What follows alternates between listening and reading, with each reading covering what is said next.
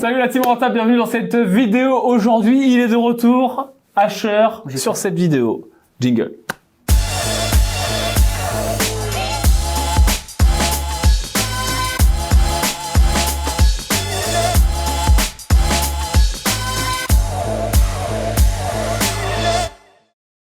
Ok la team, bon c'est un plaisir de te retrouver aujourd'hui. Je suis avec Asher, bienvenue de nouveau ici. Comment ça va? Ça va et toi? Toujours.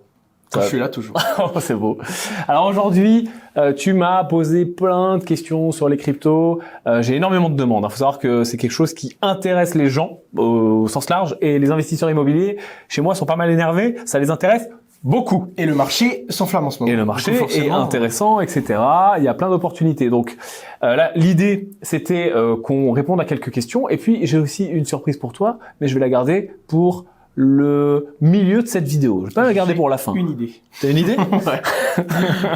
Ok, alors déjà, qu'est-ce que tu peux me dire comme ça du contexte actuel et au-delà du contexte actuel, est-ce que tu penses, la question à chaque fois, que c'est le bon moment pour investir? Est-ce qu'il y a un bon moment dans ce marché-là ou pas? Alors en réalité, il y a toujours un bon moment sur tous les marchés. En tout cas, il y a toujours des pires moments aussi. Ouais. Le truc à savoir, c'est que le Bitcoin, c'est un marché qui est quand même sacrément cyclique, puisque c'est un marché qui jusqu'à présent a un prix qui va... Le marché financier, c'est un peu comme un poumon. Il va se recharger et puis il va se vider et puis ensuite, il va y avoir une augmentation ou une baisse des valeurs en général. Le Bitcoin, c'est vrai qu'il tourne beaucoup autour du halving day. Ouais. Le halving day, c'est le moment où il y a 2 fois moins de nouveaux Bitcoins émis. Et comme le Bitcoin à lui seul représente 70% du marché aujourd'hui, et que la plupart des crypto-monnaies qui ne sont pas cotées contre l'euro ou le dollar sont cotées contre le Bitcoin. Ouais. Donc le Bitcoin à lui seul donne vraiment la tendance. Et c'est vrai que beaucoup de gens attendent ces cycles et que tous les 3 ans, il y a des cycles.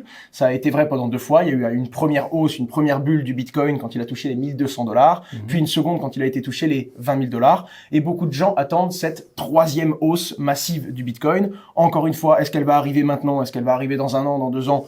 On ne sait pas, mais généralement, ce sont des cycles de 3 ans, et ça va faire presque 3 ans, puisque c'était fin 2017 qu'il y avait eu ce premier gros push, et le halving day est d'environ 80 jours. Donc, ce moment où les mineurs de crypto-monnaies vont ajouter 2 fois moins de nouveaux bitcoins, et donc l'extraction, on va dire, du bitcoin va devenir 2 fois plus complexe. Ok. Alors ça, c'est intéressant. Est-ce que tu penses que je peux me lancer sur ce marché-là facilement? Et qu'est-ce que tu conseillerais à un mec qui connaît rien? Se renseigner. Vraiment énormément. Parce qu'en fait, les gens, et d'ailleurs c'est même les bons traders, la plupart du temps c'est des bons traders du monde traditionnel qui se disent bon, je vais aller sur un marché plus volatile, comme la crypto-monnaie, sauf qu'il y a des gaps. Tu vois, le halving day, c'est un truc propre au Bitcoin. Ouais. Tu peux pas trader du Bitcoin si tu sais pas et si on te dit pas, hey, aujourd'hui à 19h, il y aura 2 fois moins de nouveaux Bitcoins émis. Oui, oui. Ça, et quand on le sait pas, et on l'a dit plusieurs fois, ouais. Mais tu peux pas le savoir. Si on te l'a pas dit, pas. Quand tu sais pas, tu sais pas. Si on te l'a pas dit, tu peux pas le savoir. Donc, se renseigner. Heureusement, aujourd'hui, il y a du contenu en français, de plus en plus, partout, ce qui n'était pas le cas il y a quelques années. Donc, vraiment, prendre le temps d'avoir une certaine base et ne serait-ce que comprendre toutes ces petites choses. Qu'est-ce que c'est le minage? Comment ça fonctionne? Toutes ces bases nécessaires, ne serait-ce que pour pouvoir avoir dans la tête les mêmes notions qu'il faudrait que pour aller trader une action traditionnel, quoi, tout simplement. Ok. Alors, tu sais qu'il y a une très grosse demande de la communauté. Tu es au courant, hein, fais semblant de pas savoir ce que je vais te dire maintenant. Je sais très bien ce que je vais te dire maintenant. Résultat, ce que j'ai décidé de faire, c'est de créer une formation crypto-monnaie. Mais moi, mes connaissances, même si j'en ai quelques-unes, sont pas suffisantes. Par contre, ce que j'ai dit, et c'est ce qu'on aime bien faire au sein de Green Bull, bah, on s'entoure des meilleurs, tout simplement. Je pense qu'en francophonie, t'es le meilleur. Donc, je suis très heureux de t'annoncer qu'avec Asher, on te prépare quelque chose autour des crypto-monnaies et on te prépare quelque chose pour toi, investisseur, pour apprendre à investir dans la crypto-monnaie et tirer ton épingle du jeu de ce marché qui est un peu compliqué. Donc, on arrive peut-être au milieu de la vidéo. Je suis peut-être un peu en avance sur ma surprise. Tu as un lien en dessous dans la description. Je te le mets aussi dans les commentaires. Tu peux cliquer. Tu vas arriver sur une page. Tu rentres ton email et tu seras rentré dans le système sur une liste d'attente parce que c'est pas tout à fait prêt, mais ça arrive quand même très bientôt. Donc, si ça t'intéresse, tu te mets sur cette liste d'attente et je t'enverrai toutes les informations par mail sur ce programme, qu'est-ce qu'il y a à l'intérieur, etc., etc. Mais peut-être qu'on peut dévoiler un petit peu à quoi ça va ressembler. Alors, le but, concrètement, moi, tu m'as appelé en me disant, ouais, j'ai beaucoup de demandes, des gens plus ou moins qualifiés, des investisseurs, des gens qui ont déjà un profil, mais qui, dans le monde de la crypto-monnaie, ne connaissent pas tout ça. Ouais. Moi, faut le savoir, je suis pas un trader professionnel, pourtant, j'ai tous ces fondamentaux. De base, j'ai dû comprendre, et j'ai fait des erreurs, hein. C'est grâce à mes erreurs, à mes chutes et à l'argent que j'ai perdu, que j'ai pu aujourd'hui avoir une certaine base. Surtout qu'au début, quand j'ai commencé, comme je t'ai dit, il y avait pas de documentation. Donc, prends-toi une claque, et après, tu sais ce qu'il faut éviter. Concrètement, l'objectif, et pour faire très simple, si je devais le dire en une phrase, j'ai mis tout ce que j'ai appris par mes erreurs en une formation et j'ai essayé de le condenser le plus possible. Comme tu me l'avais dit, le but c'est non seulement de donner quelques bases techniques aux gens qui n'ont jamais fait d'échange, qui n'ont jamais fait de trade, parce que c'est vrai que quand tu n'as jamais été sur un marché financier, faut comprendre comment ça marche. Donc non simplement expliquer comment bien créer ses comptes, comment bien setup, comment sécuriser, comment bien acheter et vendre tout simplement, et ensuite tous les petits tips et toutes ces choses mécaniques, toutes ces choses qui sont propres au monde de la crypto-monnaie et à ses mécanismes et ses propres règles qui font que si j'avais aujourd'hui un trader professionnel qui venait me voir, un trader ou un investisseur tout simplement dans l'immobilier, en mode je veux rentrer sur ce marché, j'ai quelques notions en général sur l'investissement mais ça je ne connais pas, qu'est-ce qu'il y a à savoir? Si je devais même me mettre à table et que je devais conseiller un collègue, un ami, une personne ou tout simplement quand moi je vais faire un placement, qu'est-ce que je regarde, qu'est-ce que je fais et à quel point je dois être capable d'évaluer mon risque. Et on a essayé de mettre tout ça du coup dans un ordre chronologique sur le plus simple, le début, le setup. Donc évidemment ceux qui ont déjà de la crypto-monnaie, il y a une petite base qu'on a été obligé de reposer parce que ça doit plaire à tout le monde et ça doit surtout correspondre à n'importe quel type d'investisseur. Et ensuite, plus on avance dans la formation, plus on va dans le technique en passant par l'achat, la vente, mais également la sécurisation de tes tokens. Qu'est-ce qu'on peut faire exactement? À quel point c'est risqué? Est-ce qu'il existe des tokens plus stables sur lesquels on peut prendre moins de risques? Et ensuite, comment est-ce qu'on va trader, comment est-ce qu'on va acheter, vendre avec une petite base technique, mais encore une fois, c'est pas le truc le plus complexe que j'ai voulu apporter. C'est vraiment là où je rentre dans la technicité, si on peut dire, c'est vraiment le minage, la sécurisation de blockchain contre des intérêts. Quand je veux investir au capital d'une société ou quand je veux acheter un token, comment je choisis? Qu'est-ce que je regarde? Parce que quand on regarde une entreprise, il y a des choses qu'on va regarder en commun avec une entreprise crypto. Mais il y a des notions comme les tokens métriques qui n'existent pas du tout dans une entreprise traditionnelle. Et pourtant, ça m'a permis déjà de faire des bons coups et au contraire, ça m'a fait perdre de l'argent quand je ne le savais pas. Puis il y a un sacré tas de crypto, donc pour savoir laquelle choisir, etc. C'est ça. Et donc en gros, ouais, voilà, tous les indicateurs par rapport à une analyse j'ai regardé comme quand on fait une entrée au capital sur une startup traditionnelle par rapport à une startup crypto, quelles sont les nuances. Et en gros, pendant une bonne partie de la formation, je parle des nuances. Qu'est-ce qui change différemment? Qu'est-ce qui est vraiment différent et qu'est-ce qui est propre à ce monde-là? Car beaucoup de gens sous-estiment ces informations et pourtant, en regardant 3-4 indicateurs, on peut avoir un bon retour, validé ou invalidé, sa volonté de rentrer maintenant. Ok. Et je sais la question que se posent les gens. Admettons que moi j'ai pas du tout un profil trading, je suis pas le mec qui veut me prendre la tête devant les écrans, je suis pas le mec qui veut faire des centaines d'analyses, etc., etc. Est-ce que si je suis cette formation, je suis capable de faire une allocation déjà, de faire une bonne allocation, mais clairement, d'avoir un portefeuille papa-maman, ça, hop. Alors déjà, en plus de recommander des acteurs qui peuvent le faire pour vous, parce que du coup je recommande tout au long différents sites, différents process qui peuvent faire ça, j'explique aussi les bases pour le faire soi-même. C'est-à-dire que non seulement j'explique, mais je le montre.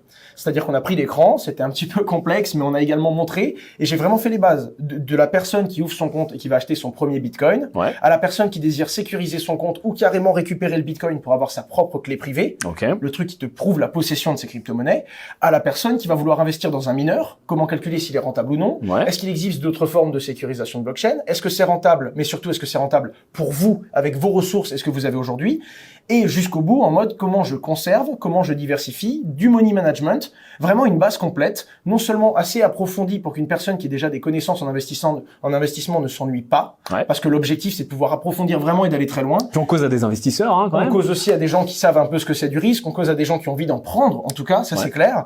Et ensuite, redonner quand même quelques bases, surtout au début de la formation, pour ceux qui n'ont jamais acheté au marché, des choses simples, des choses qui peuvent paraître barbares quand on n'a pas le glossaire, mais si on tombe sur quelqu'un qui prend le temps de l'expliquer et de montrer les 2-3 gestes de base, on peut très simplement comprendre comment rentrer et comment sortir du marché. Après, il y a de la décision, il y a de l'analyse, mais savoir acheter et vendre, c'est quand même pas compliqué. Bien acheter et bien vendre, ça prend une vie, mais acheter et vendre, on peut poser les bases assez rapidement. Ouais, tout à fait. Puis t'as toute la partie de définition des termes, etc. Parce que c'est vrai que c'est quand même super barbare quand tu connais pas ce marché. Ouais, ça paraît barbare. Et pourtant, c'est dommage parce que, en plus, il y a beaucoup de mots anglais qui sont assez simples à traduire, mais qu'on n'a pas l'habitude. Et si on te les a jamais donnés, si on t'a jamais expliqué pourquoi ce mot-là, il était utile à ce moment-là, ben, tu peux pas comprendre et du coup, tu perds du temps au départ et tu fais des grosses erreurs parce que tu n'as pas ce détail-là. Ok. Donc un investisseur, par exemple, je me mets dans la peau de mon audience parce que je connais la team. Voilà, je commence à investir dans l'immobilier ou j'ai déjà un parc immobilier de 2, 3, 4, 5, 10 biens, peu importe. Et je veux diversifier, j'ai un peu de cash, 5, 10, 15, 20 000 et plus. C'est adapté pour moi ? C'est totalement adapté. Après, c'est vrai que c'est juste pas trop adapté pour les gens qui veulent vraiment mettre de tout petits montants. Parce que l'objectif, c'est quand même une formation assez complexe. C'est pas d'aller mettre 50, 100 euros. Ce serait dommage de perdre autant de temps pour une toute petite entrée. Quoique, se renseigner, ça fait de mal à personne. Mais c'est vrai que c'est quand même plus adapté. Et je me suis adressé à des personnes qui ont l'habitude ou du moins qui voudraient investir ce genre de montant. C'était l'objectif. Ok. Qu'est-ce que tu conseillerais comme minimum ?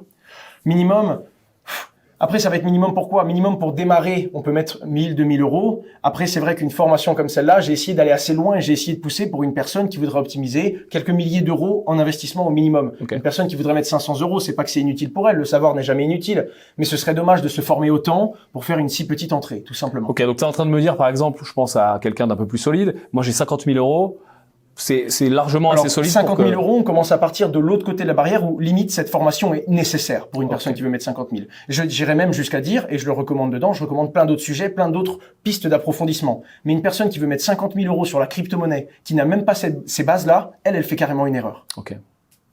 Mais c'est vrai qu'on peut se faire mal sur ce marché. C'est vrai qu'on peut se faire mal. Mais on peut aussi se faire beaucoup de bien. Mais c'est ça le truc. Et donc, il y a des petites choses que j'aurais vraiment voulu qu'on me dise tout ça au début. J'aurais vraiment perdu beaucoup moins. Et c'est vrai que quand je regarde maintenant les volumes que j'investis aujourd'hui, si on m'avait dit ça au début, franchement, j'aurais économisé beaucoup. Même quand je n'aurais pas gagné plus, franchement, j'aurais perdu beaucoup moins. Et ça, c'est important parce que des fois, on accepte d'investir pour essayer. Là, pour le coup, ça enlève beaucoup de coups d'essai.